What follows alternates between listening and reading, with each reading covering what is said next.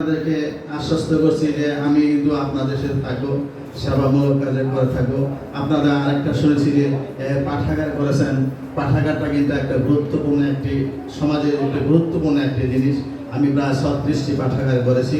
কাজে বই যত বেশি পড়বে সে ততই কিন্তু সেটা তার জ্ঞান লাভ করতে পারবে। যে যত বেশি পড়বে তত বেশি জ্ঞান লাভ করতে পারবে। আপনার চক্ষু স্থানে অভ্যাস করতেছেন, বই পড়ার জন্য অবশ্যই চোখের খুব প্রয়োজন। আপনার রীতিমতো কোরআন শরীফ করবেন, যারা বয়স্ক লোক আছেন কোরআন শরীফ সবাই পড়তে হবে, কোরআন শরীফ করবেন এবং পরে পরে তাদের জন্য দোয়া করবেন।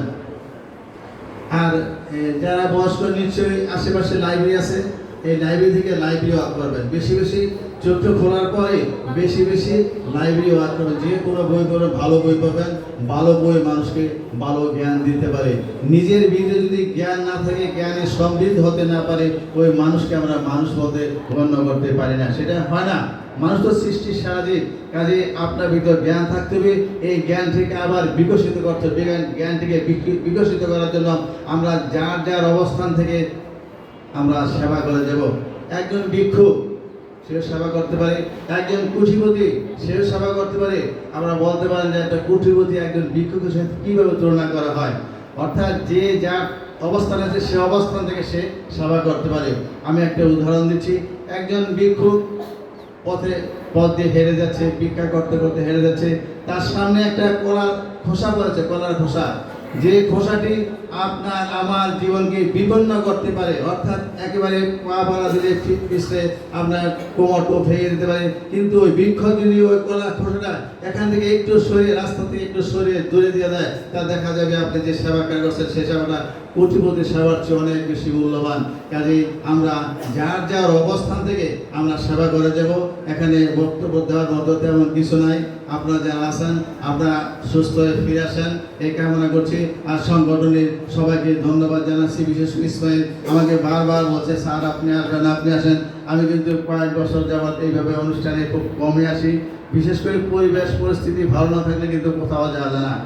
কোনো পরিবেশ সৃষ্টি না থাকলে সেখানে কোনো ক্রমে যাওয়া সম্ভব হয় না। ভালো পরিবেশ থাকবে, ভালো লোক থাকবে, ভালো শিক্ষিত লোক থাকবে, তাহলে কিন্তু সেখানে যাওয়া সম্ভব।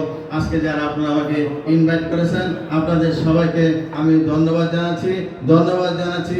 এই সংগঠনকে আরেকটা কাজ যেটা করে সেটা হলো লাইব্রেরিটা যিনি করেছেন এটা কিন্তু করলেই চলবে না। একে কিন্তু একটা থাকতে হবে, অর্থাৎ নির্দিষ্ট নিয়ম থাকবে, পরিচালনা করা কমিটি থাকবে এবং সার্বক্ষণিকভাবে এখানে লেখাপড়া করা হয়, বই পড়া হয়, সেদিকে খেয়াল রাখতে হবে। আর আপনারা যারা মায়ের আছেন, মায়েদের গুরুত্ব কিন্তু অনেক বেশি। নেপোলিয়ন বলেছেন আমাকে মা দাও, আমি তোমাদেরকে ভালো জাতি দেবো। আপনারা আপনাদের সন্তানদেরকে সঠিকভাবে নার্সিং করবেন। এরা সন্ধ্যার সময় কোথা যায় না যায় সেগুলি দেখাশোনা করবেন। সন্ধ্যার সময় যখন কোনো ছেলেপেলে ঘরের বাইরে চলে যায়, তাহলে মনে করতে হবে আপনার সন্তান ঢিল হয়ে গেছে, সে অন্য পথে চলে গেছে। এখানে যারা মূল পীর আছেন এই জিনিসটা আপনারা খেয়াল রাখবেন। সন্ধ্যার পর যেন কোনো ক্রমে কোনো সন্তান ঘরের বাইরে থাকতে না পারে। আপনি যদি মনে করেন যে আমার সন্তান বড় হয়ে আমাকে খাওয়াবে পড়াবে, এটা মোটেই চিন্তা করার কোনো বিষয় নয়। খাওয়া মালিককে আল্লাহ, সব কিছু আল্লাহ মালিক। কাজে আপনি আপনার সন্তানকে যতটুকু শাসন করার প্রয়োজন সেটুকু শাসন করবেন, ভয় পেলে চলবে না। কাজে সন্তানই সে যত বড় কিছু না, যত বড় কর্মচারী হোক না কেন, যত টাকার মালিকই হোক না কেন, তাকে আপনাকে কি ভাবতে হবে? সন্তান ভাবতে হবে। এর বেশি ভাবলে কিন্তু মনে করতে হবে আমরা ওই পর্যায়ে আর নেই। কাজেই আপনার সন্তানদের প্রতি বিশেষ করে খেয়াল রাখবেন। আপনার সন্তান কার সাথে মিশলো, কার সাথে চলাফেরা করলো, তার ফ্রেন্ড সার্কেলটা কীরকম সেটা আপনাকে দেখতে হবে। যাচাই বাছাই করে তাকে চলাফেরার অনুমতি দিতে হবে। দেখ, আমি আর বেশি কিছু বলবো না।